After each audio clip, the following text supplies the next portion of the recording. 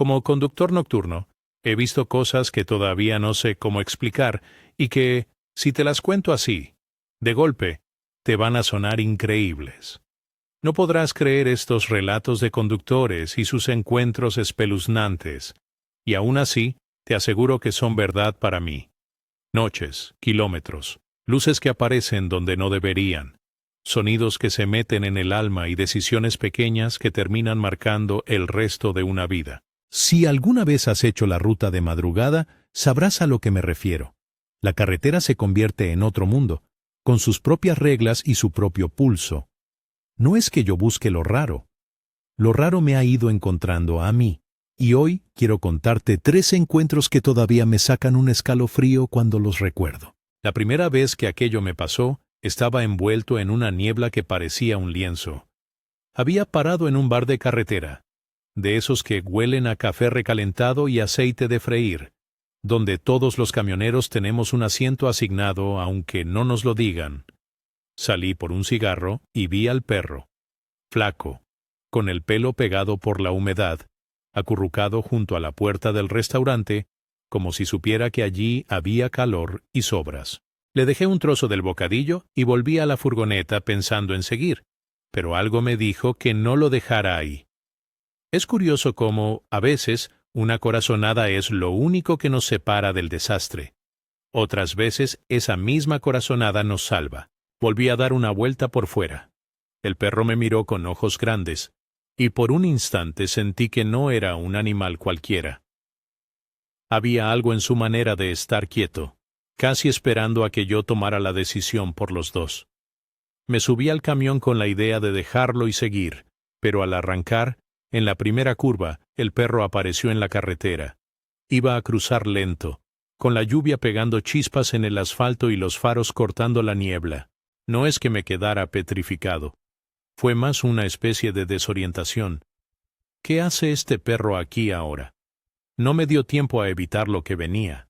Un camión grande, del lado contrario, se acercó a mucha velocidad y apenas por centímetros no embistió al animal.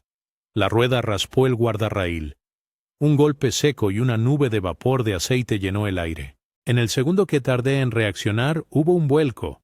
Un remolque se salió de la carretera, se clavó en la cuneta y quedó con las ruedas hacia arriba, un ruido como de metal rompiéndose, luces intermitentes y el corazón en la garganta. Bajé a toda prisa. El conductor, un chaval joven con la cara encendida por el esfuerzo, estaba aturdido pero vivo. Me costó creer que uno de los peores escenarios de la noche se había quedado en susto gracias a unos centímetros, y, quién sabe, a una decisión que un perro tomó. Mientras sujetábamos la cabina para que no se incendiara, el animal se acercó cojeando, con una pata raspada, y en vez de quedarse a nuestro lado, se acercó al chico que acababa de salir del camión y se tumbó encima de sus botas como si lo conociera. Lo que más me marcó fue que, cuando miré otra vez al lugar donde lo había visto cruzar, el perro ya no estaba. El asfalto estaba mojado y limpio, y el silencio volvió como si nada hubiera pasado. No sé si fue un reflejo de la fatiga, una alucinación de poco sueño o algo que no tenemos nombre. Lo único cierto es que a los pocos kilómetros, cuando yo aún temblaba por el susto, vi al animal aparecer en el arcén frente a un pueblo. Era el mismo perro, o muy parecido. Mismas manchas, misma mirada. Esta vez no lo dejé atrás. Lo subí al camión, le di algo de agua y lo dejé dormir encima de la funda del asiento. No hablaba, pero en sus ojos había una calma que me pegó. Desde entonces me acompaña en viajes cortos, se deja querer en las áreas de servicio, y a veces, cuando me despierto de madrugada para estirar las piernas, me lo encuentro quieto, mirando la carretera, como si vigilara el paso de la noche. Me pregunto si fue una coincidencia, si simplemente era un perro con suerte, o si de alguna manera me obligó a frenar cuando debía frenar. No lo sé, solo sé que me salvó, y que eligió quedarse conmigo. Si esto te intriga, comparte esta historia con alguien que disfrute de relatos nocturnos. Te prometo que quedan más cosas que oír. La segunda vez fue distinta. El paisaje no era niebla ni pueblo, sino un desierto que parecía infinito. Era una ruta que hago poco, de esas que solo se recortan en el mapa como una línea sin vida. Aquella noche el aire olía a tierra caliente y a gasolina, y los grillos, sí, grillos en medio del desierto, eran tan fuertes que parecían un colchón de sonido bajo la luna. Iba solo. La radio solo me devolvía estática entre canciones olvidadas y anuncios. Y el asiento delantero olía a cuero viejo y a mapas doblados. Los kilómetros se sucedían en un compás monótono cuando, de pronto, vi algo moverse al lado de la carretera.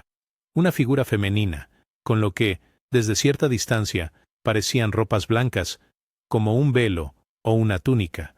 No digo vestida como la Virgen, a la ligera. Era una silueta que recordaba a las imágenes religiosas, una luz propia en medio de la oscuridad. No supe si frenar o seguir. La lógica me decía continuar. La curiosidad me decía detenerme. Me acerqué a un área de descanso que había unos cientos de metros más adelante, con la idea de mirar desde lejos. Cuando apagué el motor, el silencio se transformó en algo tangible. Solo se oían los grillos y el zumbido muy lejano de un faro que no terminaba de apagarse. Bajé del camión y caminé hacia donde habían quedado restos de lo que, años atrás, alguien había montado como un altar, unas velas consumidas, una cruz tendida y unas flores resecas. Lo que sobresaltó fue el altar mismo, vacío, sin figura ni imagen, como si alguien hubiera tomado lo principal y dejado lo accesorio. No había ofrenda, no había fotografías, solo la sensación de que algo había estado allí hace poco. La figura que vi antes ya no estaba en la carretera. No había pisadas marcadas en la tierra, solo la huella de mis botas y la sombra de mi propia respiración. Noté un frío que me atravesó, una especie de calma pesada que no era tranquilidad ni temor, sino algo que pedía respeto. Pensé en detenerme y revisar mejor, en llamar a la comisaría más cercana o en encender mi propia vela. Pero también pensé en la cantidad de supersticiones que la gente deja en las curvas y en los descansos. Cruces improvisadas, muñecos, fotos pegadas en postes. Hay quienes dejan eso como recuerdo, y otros que lo usan para asustar a los despistados. Me pareció poco prudente perturbar un símbolo que quizá para alguien significaba consuelo. Me fui sin entender del todo lo que había visto y, durante muchos kilómetros, tuve la sensación de que algo me acompañaba desde la cuneta. No me seguía, no me perseguía, pero caminaba a la par, invisible. A veces me detengo a pensar que quizá fue una persona vestida para una peregrinación que se había desorientado y que el altar fue desmantelado por el viento. O quizá fue la soledad y el cansancio mezclándose hasta formar una imagen con nombre propio. No me gusta dar por sentado si fue una aparición o una casualidad. Lo que sí recuerdo con claridad es la sensación de que, en ciertas noches, la carretera se convierte en el límite entre el mundo visible y algo que no acabamos de entender. Me hizo reflexionar sobre esos altares improvisados en las cunetas. Rezar en privado, pedir en una iglesia, o dejar la devoción a lugares consagrados. Todo eso pasó por mi cabeza mientras me volvía a subir al camión con las manos aún frías. La tercera historia tiene un aire de iniciación. Fue en una etapa más temprana de mi vida, cuando iba con mi padre en la cabina, y la carretera todavía me parecía un tablero de nuevo en el que estaba aprendiendo a mover fichas. Íbamos de madrugada en una ruta larga que muchos conductores conocen por historias, no solo por mapas. Habíamos parado en una pequeña área para tomar algo y dormitar un rato. El cielo estaba limpio y la bruma de la madrugada hacía que las luces lejanas parecieran luciérnagas. Me quedé dormido y desperté porque alguien me tocó el hombro. Al asomarme por la ventanilla, vi a un grupo de gente caminando por el arcén. Llevaban velas, algunas cruces, la ropa sencilla de los que no tienen prisa y rostros que no conocía. No era una manifestación de protesta ni una celebración con música. Era una procesión que se desgranaba en la noche sin anunciarse en la radio. Caminaban despacio, con un paso que más parecía de penuria que de festejo. El compañero que venía con nosotros, un hombre curtido que había pasado la mitad de su vida con las manos en el volante, no pareció sorprendido. Mi padre, con su acostumbrada mezcla de ironía y cariño, me dijo: «Tranquilo, muchacho, esas cosas aquí pasan. Los de la ruta las ven de vez en cuando».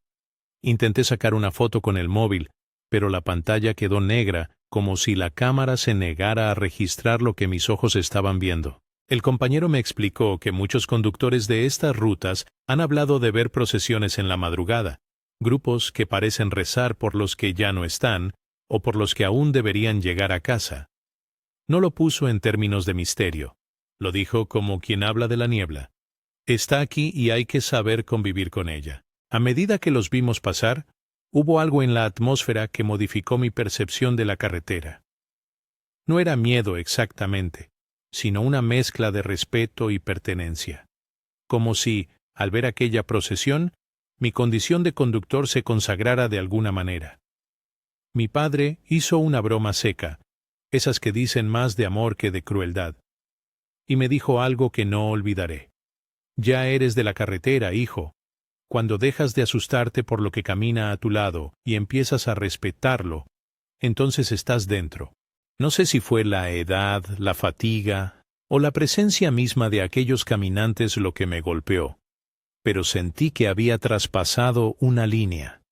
Desde ese día, cuando paso por tramos solitarios, me inclino con la mano hacia el arcén como un gesto silencioso, como si con un simple gesto pudiera corresponder a algo que me había visto entrar en ese club sin tarjeta de socio. En las tres historias hay una constante.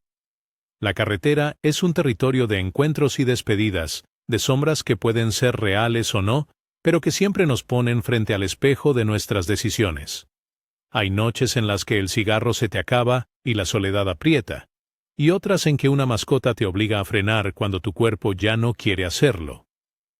Me he quedado en la cuneta a ayudar a compañeros a quien, sin esa fricción de la noche, tal vez no habría conocido. He visto altares improvisados sujeto a postes y cruces que alguien puso con manos temblorosas, y he aprendido a acercarme con cuidado más que con curiosidad morbosa. He compartido tazas de café en áreas de servicio a horas en las que solo vivían el cansancio y la esperanza de llegar. No puedo afirmar con la autoridad de quien sabe si lo que vi fue un milagro, una casualidad o una mezcla de ambas. No me corresponde dar nombres a lo que vi. Puedo describir la niebla, el olor a diésel, el latido del motor cuando casi todo está muerto. Pero la naturaleza última de esos encuentros la dejo a la interpretación de quien me escucha. Lo que sí reconozco, sin ambajes, es que me hicieron cambiar. Me hicieron más humilde en la carretera, más proclive a frenar, a mirar por el retrovisor y a preguntar si alguien necesita ayuda, y me hicieron agradecer al perro que apareció una noche y decidió quedarse conmigo, que con su compañía me ha enseñado algo que los kilómetros solos no enseñan. La gratitud se aprende en las curvas. La carretera guarda una memoria. Hay manos que pintan cruces en las rocas, hay velas que se consumen en la cuneta, y hay camioneros que, como yo, llevan historias pegadas a las costillas. A veces pienso en aquellos que no volvieron, en los nombres que aparecen en placas oxidadas junto a la vía, y me detengo a honrarlos con un gesto. Otras veces sonrío con sequedad cuando un colega me cuenta que ha visto lo mismo. No nos reímos de ello, sino que lo reconocemos como un idioma secreto de la ruta. Me he acostumbrado a esa lengua. No me encanta, pero la respeto. Si hasta aquí esto te ha inquietado o te ha provocado un cosquilleo que baja por la nuca, me gustaría invitarte a que compartas este vídeo con alguien que ame las historias de carretera. Y si tú, ahí sentado o conduciendo desde tu recuerdo, has vivido algo parecido, cuéntalo en los comentarios. Hay más de una verdad en la noche, y muchas veces se aclaran cuando se dicen en voz alta. No prometo respuestas, pero sí te ofrezco escucha y la certeza de que, en la carretera, no siempre estamos solos. Al final, lo que me queda es una sensación de gracias y respeto. El perro que se quedó conmigo envejeció a mi lado, y en las noches frías lo siento acurrucado contra las piernas del asiento, vigilando los faros que se acercan. A veces me mira como si supiera que hay historias que no se deben trivializar, que deben contarse con voz baja y con el mismo cuidado con el que uno enciende una vela, Otros compañeros han tenido encuentros que no he narrado aquí. Algunos los guardan como un tesoro, otros como un peso. Yo los llevo en la pared de la memoria, entre mapas y pegatinas de zonas de descanso. Los 3 relatos que te he contado son solo ejemplos de lo que la carretera puede mostrar si uno se atreve a mirar. No los cuento para asustarte, ni para proclamarlos verdad absoluta. Los comparto porque la carretera nos cambia, nos ensancha el entendimiento y, a veces, nos lanza señales que no entendemos hasta que pasa el tiempo. Si algo te ha removido en estas historias, suscríbete al canal para escuchar más relatos como este y deja tu experiencia abajo. ¿Quién sabe? Quizá entre todos armemos un mapa de noches olvidadas que nos ayude a entender un poco más ese otro mundo que camina al lado de la luz de los faros. Gracias por escuchar y por acompañarme en estos kilómetros de palabra. La noche es larga, pero las voces la hacen más llevadera.